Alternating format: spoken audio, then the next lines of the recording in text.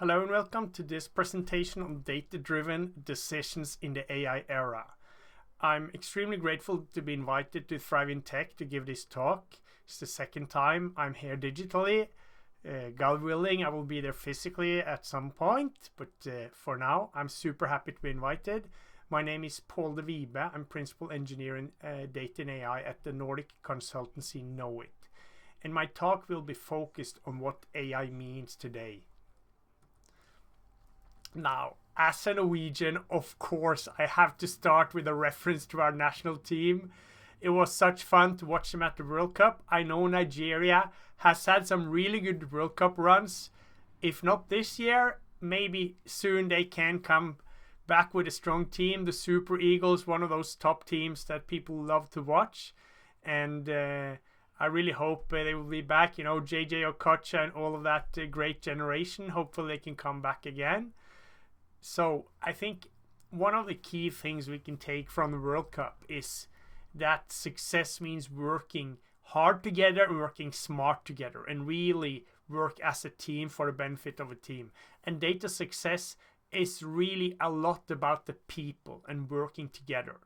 I'll get more into the details on that, but it's an important thing to know that as the technology gets more powerful, the impact of people and corporation becomes even more important. I'll start off talking a little bit about Knowit and my roles there. Then what the data platform is and what Databricks is as an example of a data platform. Then I talk about the shift from data platforms to information intelligence platforms that we're seeing now. Further, I'll talk about flexibility versus precision when building generative AI applications, and then go into a bit on governance and collaboration and what it means to work together in a efficient manner that really helps the organization you work in. Now, there will be a couple of topics that will become quite technical and some others that I'll try to keep a bit more high level, because now there's a mixed crowd here of both developers and business people, students, different kinds of groups at this talk, and I hope it can be valuable to everybody. Knowit is a Nordic consultancy. We're about 3,500 people across the Nordics, a few people outside the Nordics also, but mostly in the Nordics. Sweden is the main country, Norway also very big, Finland, Denmark as well. We do IT, design, security, business consulting, a number of different areas, and is one of those, one of several fairly big Nordic consultancies. There's also the big global consultancies like, you know, Capgemini, Accenture, etc. But in the Nordics, we do have a lot of our own, both national and cross-Nordic consultancy, or even Northern European consultancies. Now, my role at Knowit is Principal Engineer in Data and AI, and that means both building data and AI platforms with clients in the cloud or whatever stack they need, internal upskilling and community building in the company, trying to make the consultancy a stronger department for doing data work. Also in that way attracting new talent and becoming better at solving the needs of our clients. Now I also do sales and business outreach and work, you know, both with pre-sales, finding good solutions for our clients and building the brand. And data and AI is growing fast as an area of business in Knowit. It has a huge focus now. And in Norway, we've had a lot of success also cooperating across regions and across towns in Norway. Databricks MVP is a role I've been given. I'm very grateful for that role. One of not so many global MVPs. We have two at our company, Julia Førde and me, and we work a lot with other MVPs from other countries and even other regions. There's one MVP called Abiola David, who's also very prominent. He lives in the UK, but we believe he's from Nigeria originally. So look up his video. He has a lot of good content on YouTube. The MVP role is a community role. It's about helping the community to make better solutions with Databricks. And Databricks also work closely with the MVPs to reach out to the community, get feedback on new products, etc., etc. What is a data and AI platform, and what is Databricks? I think fundamentally that those questions come from the question, how can I make decisions from my organization's data systematically? How can I not just look at it, do a manual analysis, but actually make systematic analysis, get the daily report, get an alert if sales go down or if some business process needs attention, and making that happen systematically. So the data and AI platform, I usually say it's when Excel becomes too small. So you do your analysis in Excel, that's cool, that's great.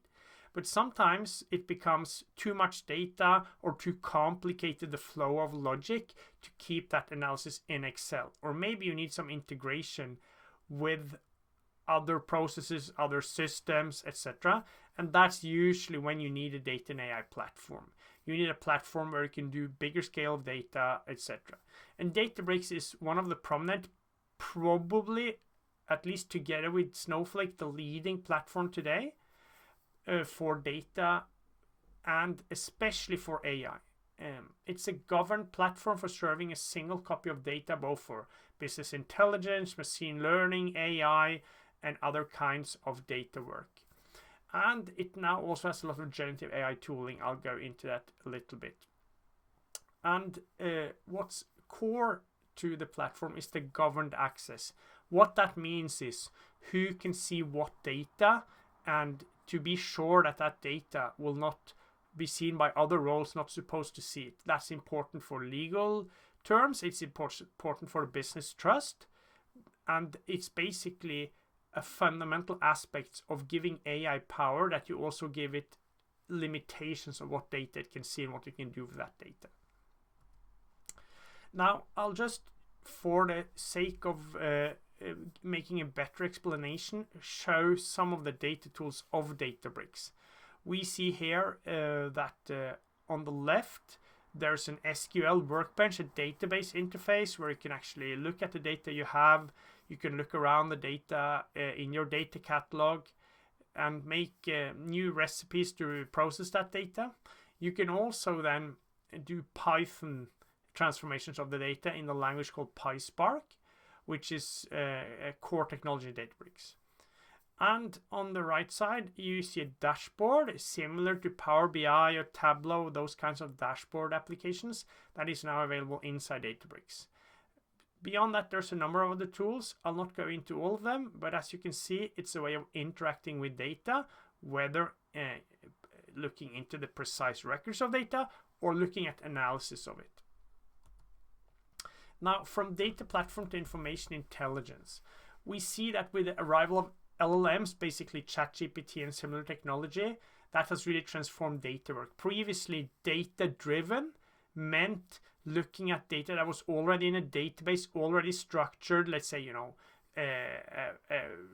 a view of all the sales of a big company or a view of some kind of industrial process, and then you would do specific analysis and reports on that data. Now with LLMs, you can suddenly do the same with documents and unstructured data, emails, transcripts, etc. And there's usually a lot more of that unstructured data than the structured data. And that means suddenly a whole range of use cases open up, typically in what we call generative AI agents. Now this means that you also have a future where you don't only have data-driven decisions, but also knowledge-driven decisions, where you can actually automate the extraction of knowledge and insight from those sources and automate the actions and the reactions that you want the organization to take based on that data. And this is a huge shift and a huge change, which requires also a change of working. Now, it also means that the data platform goes from being just about not only about tables of SQL data, of structured data, but also about documents, document intelligence, transformation, extraction, and building pipelines doing that kind of transaction to do knowledge-driven decisions, not just data-driven decisions. We can see that there's a tension when building LLM or generative AI-based applications between the flexibility and the precision. Fundamentally, as you probably noticed yourself, the LLMs, they are kind of smart, but they're also kind of stupid. And they hallucinate because they don't really understand deeply what's going on. They're reproducing patterns of information, patterns of knowledge, and patterns of analysis without actually understanding that. That means that you can very fast extract, let's say, a summary from a text, or gather a wide range of data on some kind of topic.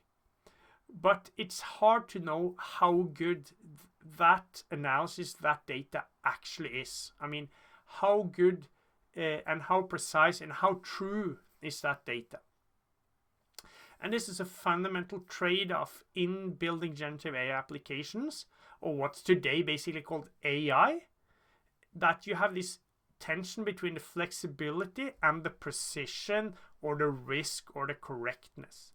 And if you want to build applications in an area where you really need precision, where risk is high, let's say, for example, an application for medical analysis, so you're dependent on not making the wrong judgment and not giving the wrong medicine, you really need to make the application more specific to reduce the risk.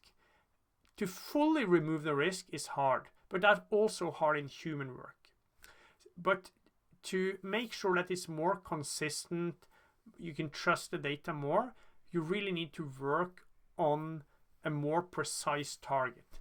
And building up test data and test use cases and work closely with the actual users for that specific application, that specific data.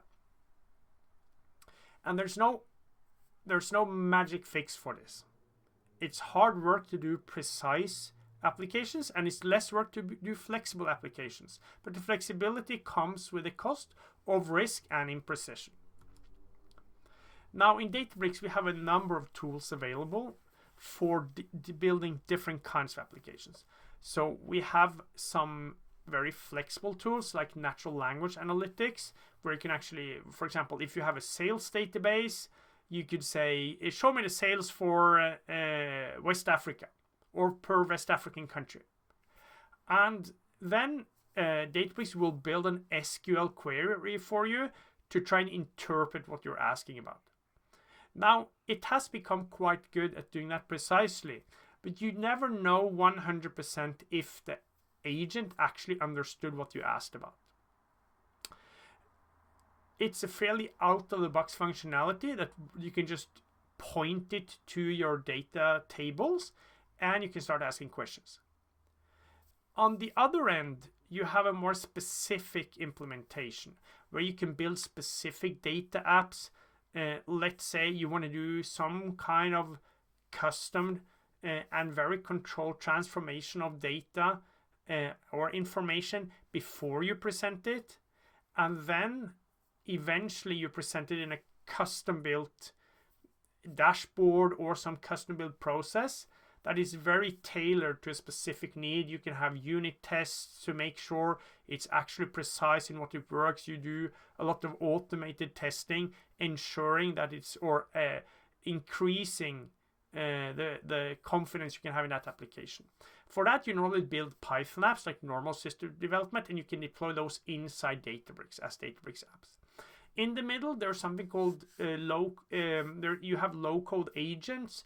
It used to be called Agentbricks, but let's call them low-code agents for now, which are sort of plug-and-play half programming agents that could, for example, be look at these 3 folders of documents, and I want you to build an analytical agent that can answer questions from those three sources and also look up some specific tables in my database.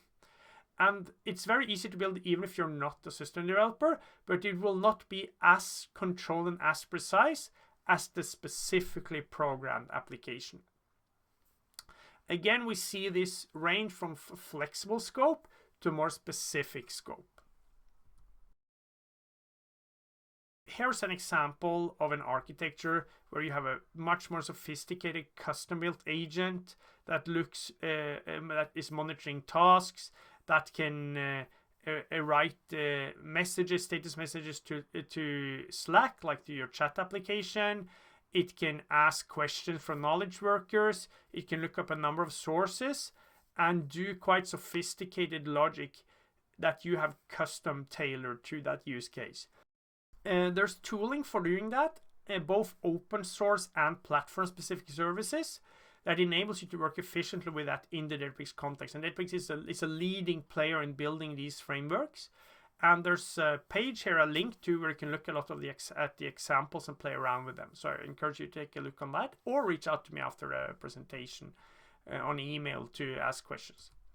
Now, to get rapid and correct and valuable development of generative AI agents or data tools using generative AI, it's important to have this manual evaluation. You involve the actual users to tell you, is this actually a good and correct response to the real data? And then you can get their evaluation systematically, either from your end users or from test users, and feed that back into the training and evaluation of your AI agents. Now, there's a lot of complexity behind this, so I won't go into the details, but it's important to hit your end users early and also develop a test data set early.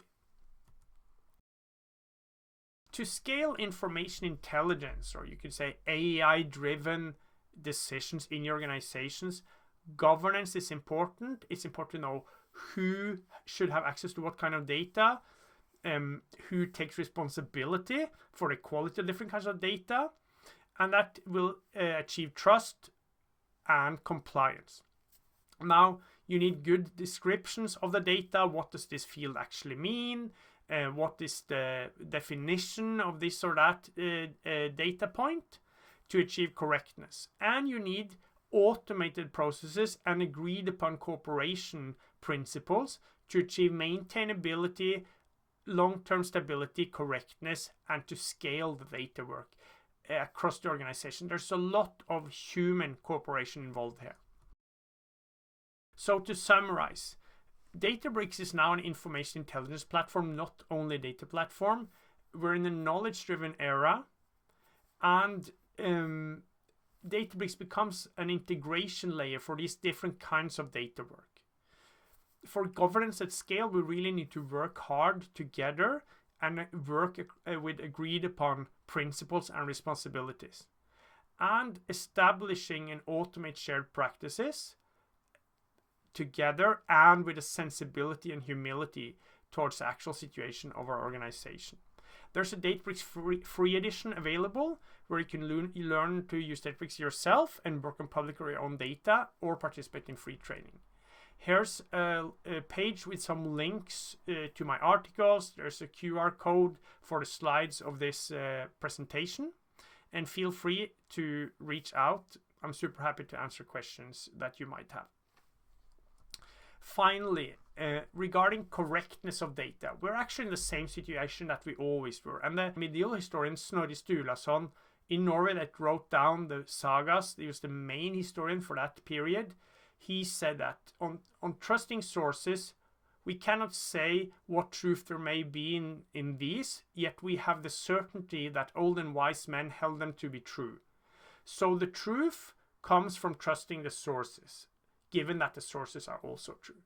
And that's a number one point for building functional AI applications today. Thanks a lot. Have a great conference.